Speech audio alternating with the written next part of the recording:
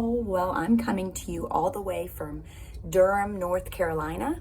We are on our Charis Bible College second year mission trip. So I am sorry this video is coming to you a little late.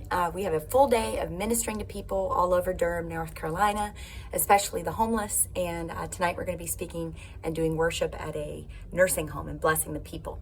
But I just want to bring you a word today that's just a few minutes from Matthew 25. Jesus told the people and the disciples that those things that you've done for the least of these, you've done for me.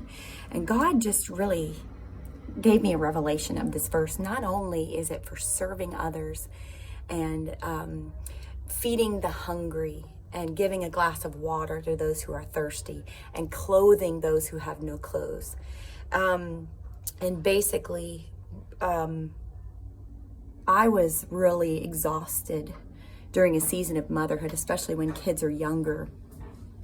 And you think, wow, am I really making a difference with all of the cooking of the meals and doing of the dishes and washing 1 million loads of laundry? I mean, it just feels really, as a parent, as a mom or a dad, all the tasks and all the work involved in raising a child can be very overwhelming.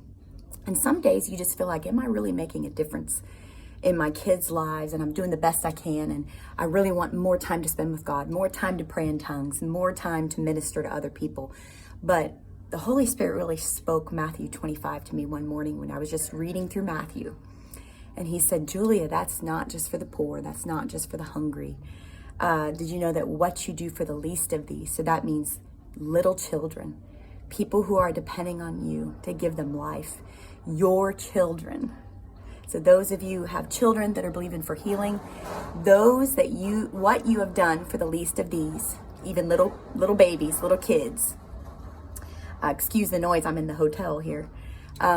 Basically, you did that for me. Jesus said, you're changing every diaper and you're wiping every nose and you're cooking meals and you're doing dishes and you're doing laundry and whatever tasks you do. It could be your job. It could be just, when you feel weary and worn out. And he says, those things you do for me, Jesus. And he is blessed and he'll reward you.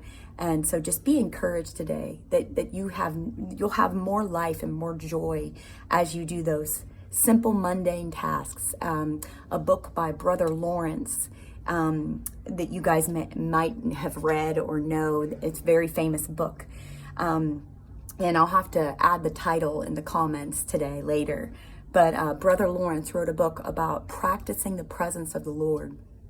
And he talked about how, as a monk, he couldn't feel the presence of the Lord. He never really felt God as real until he sought God and said, God, I want to feel your presence and spend time with you in every task that I do. So as he swept the floors, as he did the dishes, even the nasty, dirty jobs like changing a diaper, he said, I'm going to do it and I'm going to worship you as I do it. I'm going to talk to you. I'm going to ask you how your day's going, ask you about life, and listen for you to talk to me. So you can turn those mundane tasks that usually would usually tire you out or drain you. You can turn those into things that infuse joy, inject peace, inject a direction of hearing his voice. You can turn mundane tasks into something exciting.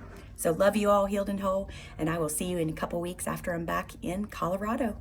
Bye. Be blessed. You are blessed and highly favored.